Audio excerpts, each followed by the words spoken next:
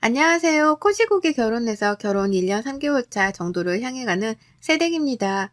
새댁이라고 말을 하면 집에서 새살림을 하고 있는 것만 같게 느껴져서 잘 쓰고 싶지 않은데요. 저희 시댁에서는 저를 하도 새댁이야 새댁라고 하며 주변 사람들한테 소개를 하는 바람에 이제는 제 입에 버릇처럼 달라붙게 되었네요. 어디 가서도 제 소개는 새댁이라고 하고요. 지금부터는 시댁에서 겪은 저희 하나뿐인 시댁에 대해서 사연을 적어보겠습니다. 시댁은 저희 친정하고 분위기가 굉장히 상반되어 있습니다. 아빠가 좀 더 무섭고 집안의 분위기를 꽉 잡고 있는 친정과는 달리 시댁은 시어머니가 분위기를 주도하는 분이셨어요. 그 어머님은 쏙 빼다 닮은 우리 아가씨도 어머님 옆에서 꼭 한몫씩은 거들었고요. 어머님이랑 아가씨는 둘 다 몸집이 정말 왜소합니다. 제가 키도 크고 등발도 좀 있는 편이어서 제가 같이 옆에 서 있기라도 하면 내 몸으로 낳은 자식들인 것만 같이 작게만 느껴지곤 했네요. 그래서 종종 아가씨도 그렇고 어머님도 그렇고 제 덩치를 가지고서도 놀려먹는 말을 내뱉곤 했었답니다. 자, 여기까지만 읽어도 어림잡아 저희 시모랑 아가씨에 대해서 아실 것 같죠? 결혼한 지 얼마나 되었다고 새 며느리인 저한테 덩치를 가지고 놀려먹으니 말이죠. 두 사람 모두 다 하나같이 말을 생각 없이 뱉어내는 편이었어요. 기분이 내키는 대로 툭 뱉으셔야 했고 그걸 가지고서 시아버지가 상처라도 받는 눈치를 보이면 왜 엄한 사람을 잡으려고 해? 라고 하면서 농담이었다며 분위기를 풀어나가려 하셨죠. 툭 던지는 그 돌에 맞은 사람 입장은 제대로 생각해주지를 않는 분들이셨습니다.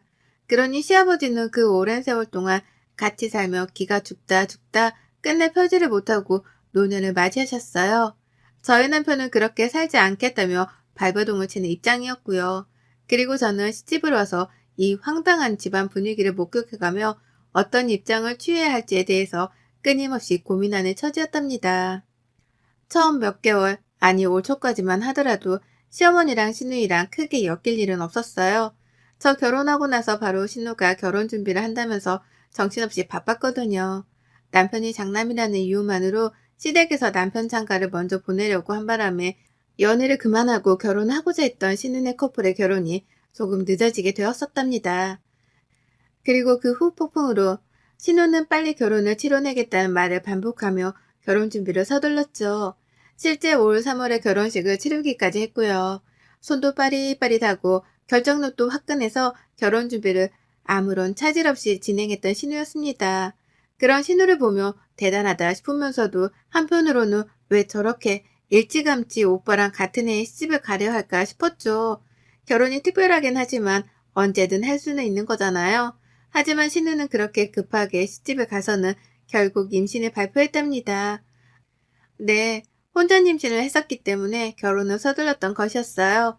주변 사람들 눈치를 보기 싫어서 그런 건가 싶었더니만 그저 임산부 배가 나와서 입고 싶은 드레스를 입지 못하게 될까봐 그랬다고 하더라고요. 시어머니의 성격을 잘 아는지 시어머니께도 말을 하지 못한 채 그리 급하게 결혼하고서는 뒤늦게야 임신 사실을 털어놨고요. 저는 그때 시어머니의 성격을 다시 한번 잘 알 수 있었습니다. 화가 나니까 물불 안 가리고 소리부터 키워가며 목청을 높이는데 정말 무식한 돌덩이 같더라고요. 아무튼 그때 그런 일을 결혼하며 겪고 나니 저에게 시댁 식구들은 결코 편한 사람이 되지 못했답니다. 제가 그리 고상하거나 품격 있는 여자는 결코 아니었지만요. 저를 볼 때마다 덩치 얘기에 새댁이라며 꽉 막힌 조선시대 호칭으로만 소개를 하고 그도 모자라 혼전 임신의 집안 싸움까지 목격을 하게 만드셨으니 제 눈에 시댁이 멀쩡해 보일 리가 없었죠. 그래서 남들이 시댁 얘기를 할 때에도 나는 무슨 얘기를 해야 하나 싶고 괜히 하고 싶지가 않았습니다. 남편도 집에서는 자기 집이 그리 좋게 보이진 않던지 제 앞에서 얘기를 꺼내지도 않았어요. 저도 관심은 없었고요. 그런데 신우 배가 불러오기 시작하면서 일이 좀 꼬이더라고요. 신우가 히스테리를 부리기 시작한 겁니다. 저는 아직 임신을 해보지도 않았고 할 생각이 없는 처지였기 때문에 임산부가 될 일이 없었어요. 그러니 일상생활을 하는데 지장이 있는 것도 아니었고 더더욱 신우의 처지는 이해하기가 힘들었습니다. 그런데 신우는 제가 자신의 처지를 다 이해해주기만을 바라더라고요. 다 같이 시댁 식구들이랑 밥을 먹는 자리가 있었습니다. 시어머니가 자주 밥 좀 먹으러 오라고 부르는 편이었는데 저는 불편해서 자주 가지는 못하다 한 번씩만 찾아뵈었었죠. 그런데 앞에서 오만 걸 다 시켜 먹으려고 하더라고요. 저도 내내 일하고 사느라 몸이 힘든데 눈앞에 물컵이 있는 건 보지도 않고 물을 떠다 달라고 하기도 했고요. 오렌지 주스가 땡기는데 얼음을 팍팍 넣어 달라면서 옆에 있는 저를 쿡 쑤시더라고요. 가서 주스 좀 가져오라고 말입니다. 그 밖에도 밥 먹다가 입덧이라도 하면 갑자기 제 이름을 부르면서 일으켜 달라고 하고 입덧을 하는 동안에도 저보고 들어와서는 수건을 적셔달라고 시키더라고요. 입가를 닦아야 하니까 미리 준비를 해놓으라고 잔소리를 퍼부으면서도 그 와중에 입덧을 열심히도 했어요. 저로서는 신우가 어찌되었던 체력적으로 약한 쪽에 속했으니까 도와야 한다 생각하고 별 수 없이 해달라는 걸 해줬습니다. 입덧을 하며 고생을 하고 있는 게 눈에 보이니까 부탁을 하는 건 최대한 들어주려고 했어요. 시어머니랑 시아버지, 심지어 저희 남편의 신우 남편까지 움직이지를 않고 구경을 하고 있는 걸 보면서도 내 일이겠거니 하면서 아무 말 없이 도움만 줬답니다. 그리고 다시 밥을 먹으려고 하면 밥맛이 하나도 없었어요. 앞에서 하도 요란스럽게 입덧을 해대는 신우를 보며 밥맛이 뚝 떨어졌거든요. 집에 와서도 내가 종노릇을 하고 왔는지를 모를 만큼 열심히 시댁일을 도와가면서 며느리 짓을 했고, 그래서 늘 집에 오기만 하면 침대에 들어눕기부터 했답니다. 신경을 너무 많이 쏟아서 기가 빨린 상태였거든요. 제게 시댁은 딱 이런 꼴이었어요. 임신을 했다는 이유로 나를 함부로 대하는 걸 당연하다고 여기는 신우가 있었고, 그런 신우한테 말린다거나 좀 탈이는커녕 우쭈쭈 하기만 하며 내버려두는 시어머니가 계셨죠. 그 밖에 사람들은 모두 다 길을 못 펴고 사는 처지여서 제가 신경을 쓰지 않아도 되었고요. 아무튼지간에 참 제 친정하고는 달랐던 시댁 식구들에게는 정을 붙이기가 쉽지 않았습니다. 시댁에서 어머님 부름만 받아도 벌써부터 가서 고생하고 눈치 볼 생각에 머리가 지끈거렸죠. 그러다가 어머님이 김장을 하자는 연락을 해오셨어요. 신우가 막달에 가까워 배가 나와 있는 임산부라는 그 말은 쏙 빼놓은 채로 김장을 하자고 제안부터 하시더라고요. 김장철이 다가오는데 왜 먼저 소식이 없나는 말까지 던지면서요. 그래서 제가 물었었죠. 아가씨랑 하시는 거냐고요. 그러자 어머님은 당연하지. 내 딸인데 걔가 김치에 얼마나 환장하는데. 라고 하며 당연히 아가씨도 함께 김장을 할 거라고 대답을 하셨답니다. 너무나 당당하게 당연하다는 듯이 말이죠. 그래서 저도 그 말에 곧장 대답을 드렸죠. 아, 네. 저는 저희 친정 어머님이랑 할 거라서요. 아가씨랑 맛있게 김치 담그세요? 라고요. 나도 내 엄마랑 김치를 만들 권리가 있습니다. 그래서 신우가 시모랑 김치를 담그는 것과 마찬가지로 저 또한 내 엄마랑 김치를 담그기로 했다는 말을 확실하게 전달했죠. 그러자 시어머니는 마지 못한다는 듯이 그래? 언제 하는데? 어디서? 몇 폭이나 담그는데? 라며 갖은 질문들을 꺼내셨어요. 어머님 입장에서는 다 알 필요도 없는 그런 쓸데없는 질문들만을 말이죠. 그래서 그냥 생각 없이 대답을 해드렸습니다. 친정에서 이모들이랑 다 같이 모여서 김치를 만드는 게 우리 집안의 일상이었고, 그래서 이번에는 오래간만에 모여 그렇게 할 거라고요. 그러니 우리 집 김치는 필요 없다고 어머님이랑 아가씨 김치만 적당하게 만드시라는 말씀까지 두요. 중간에 어머님은 우리 아들이 그 집 김치를 잘 먹으려나? 입맛에 맞으려나? 라고 하면서 막 걱정을 하기도 하셨거든요. 그래서 저는 이런 말도 했습니다. 이미 저희 친정에서 결혼할 때부터 김치는 주기적으로 보내주고 계셨어요. 남편도 입에 잘 맞고 맛있다고 몇 번이나 말을 했으니까 그런 걱정은 하지 않으셔도 돼요. 라고 말이에요. 그러자 어머님은 더 이상 저한테 할 말이 없으셨는지 알겠다는 뚱한 대답을 하고는 전화를 끊으셨답니다. 그렇게 저는 이번 김장을 담그는 일에 대해서 시어머니랑 충분히 대화를 마쳤다고 생각했어요. 누가 들어도 저는 제 친정에서 김치를 담근다는 말이었고, 그러니 시댁김치는 필요 없다는 말이었죠. 하지만 여기서 뭔가 대화에 문제가 발생했답니다. 저도 미처 예상하지 못했던 일이었죠.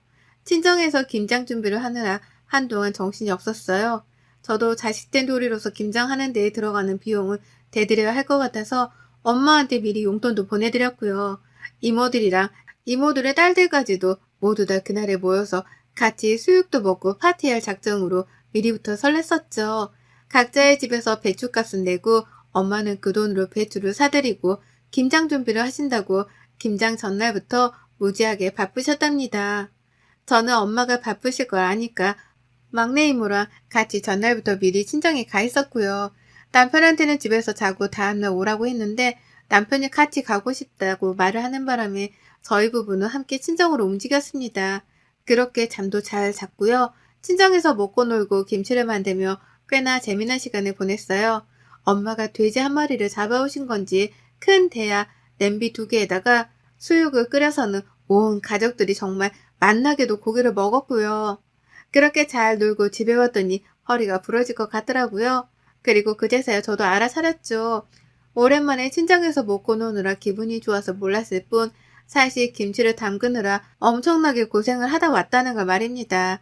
저도 저희 집으로 가져올 김치를 만든다고 배추를 아주 열정적으로 절인 것 같았거든요. 집에 오니 남편은 벌써부터 샤워를 하고 나서는 골아 떨어졌고 저는 김치를 김치 냉장고 안에 넣은 후에 잠깐의 뒷정리를 하고 이내 잠이 들었어요. 하지만 1시간도 채 잠들지 못하고 다시 잠에서 깨야 했어요. 시어머니 아주 급하고 황당한 전화를 받았거든요. 야, 너 김장 다 했어? 라고 하는 혓짧은 소리를 내며 화끈하게 첫마디를 뱉으신 어머님이셨어요. 겨우 정신을 차리고 보니까 주변이 아주 깜깜하더라고요. 새벽이었습니다. 시간은 밤 12시를 조금 넘긴 때였고요. 순간 미간이 찌그러졌고 다시 한번 핸드폰을 확인했습니다. 분명 시어머니의 번호였죠. 네? 라고 황당하다는 듯이 대답을 했어요. 지금 시간이 몇 시인데 김장했냐는 질문을 하려고 전화를 하신 건가 싶었으니까요. 차마 이 말을 직접 하지 못한 채 너무 당황스러워서 무슨 일이세요? 라고 되물었습니다. 그렇지 않고서야 왜 지금 이 시간에 전화를 해서 그걸 물어보자는 의도였죠. 하지만 어머님은 누구보다도 저를 답답해하며 되물어 보셨답니다. 너 지금 자다 일어난 거 아니지? 지금까지 자느라고 연락도 안 한 거야? 야, 김장을 했으면 바로 가져와야 할 거 아니야. 하루 종일 기다렸잖아. 라고요. 어찌나 황당하던지요. 정말 자다가 봉창을 두드린다는 게 이런 건가 싶더라고요. 갑자기 전화를 해서 김치를 다 담궜는데도 왜 전화를 하지 않았냐는 엉뚱한 소리를 듣고 자빠져 있는 내 자신이 너무 초라하게 느껴지기까지 할 정도였습니다. 그래서 역한 숨을 내쉬면서 시어머니 하시는 말에 대답을 못했는데요. 어머님은 그 사이에 또 저를 치고 나오더라고요.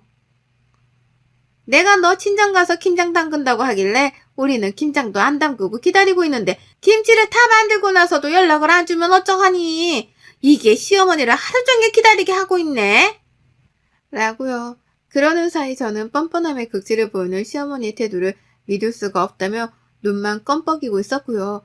소리가 어찌나 요란했던지 옆에서 피곤하다며 코까지 골고 자고 있던 남편도 일어났습니다. 엄마야? 엄마 목소리인데 뭔 일 났대? 라고 하며 남편도 이게 도대체 한밤중 무슨 일이냐며 놀래 잠에서 깼어요. 급기야 남편은 불까지 켜고서는 옆에 앉아 저를 쳐다보는데 어머님은 혼자서 할 말만 주구장창 뱉어내셨답니다. 아니 너 니네 친정 가서 김장한다며 우리 것도 있을 거 아니야. 그러려고 우리 집에 안 오겠다고 한 거 아니니?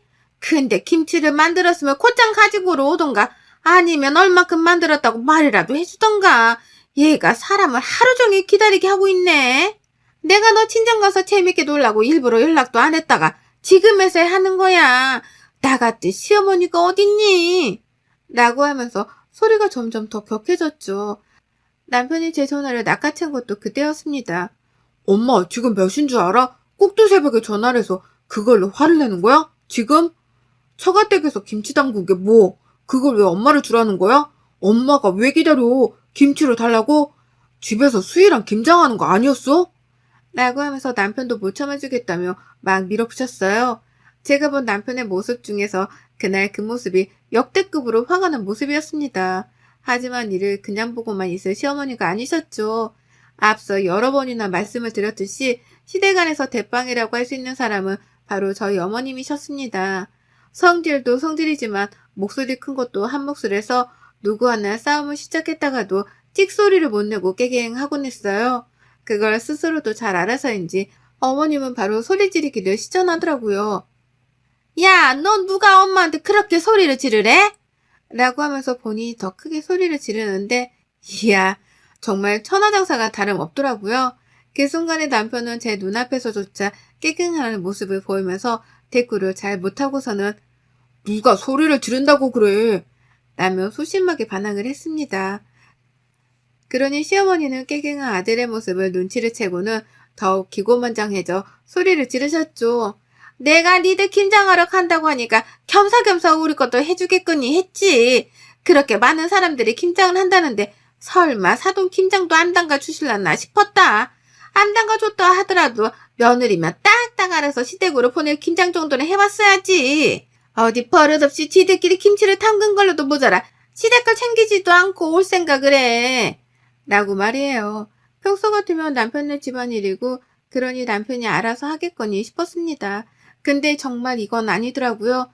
내가 내 집 가서 우리 식구들이랑 김치를 만들 거니까 니들 김치는 니들끼리 만들라고 분명하게 말을 했는데도 불구하고 꼭두 새벽에 전화를 해와서 왜 자기네들 김치가 없냐고 승질을 부리다니요. 이건 정말 억지에 가까운 말이었는데 그 억지를 너무나 당당하게 하는 걸 보면서 할 말을 잃었답니다. 그래서 저는 당장에 남편으로부터 핸드폰을 빼앗아 들었고 비록 얼굴을 마주보고 있지는 않았으나 아주 화가 단단히 났다는 자세와 표정을 취한 채 말씀드렸죠. 어머님이 김치가 먹고 싶으셨나 보구나. 그래서 초대도 안 했는데 김치를 얻어먹겠다고 지금 이 난리시구나. 라고요. 그러자 시어머니가 뭐가 어째? 라면 제가 비꼬는 이 말에 대해 기가 막히다며 언성을 높이셨답니다.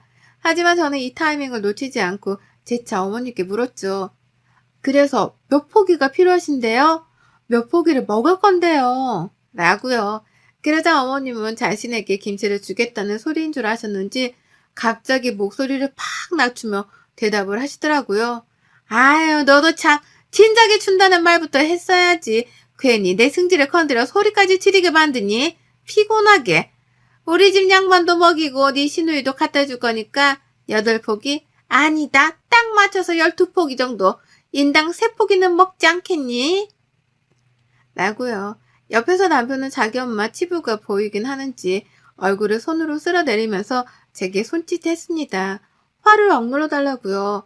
본인이 봐도 지네 엄마가 이상한 거라니까 저한테 어떻게든 일방적으로 화를 참아달라는 소리였어요. 하지만 저는 시어머니랑 이판사판 뜨고 싶은 마음뿐이었고 그래서 다시 한번 물었죠. 정확히 몇 포기를 달라는 말씀이세요? 라고요.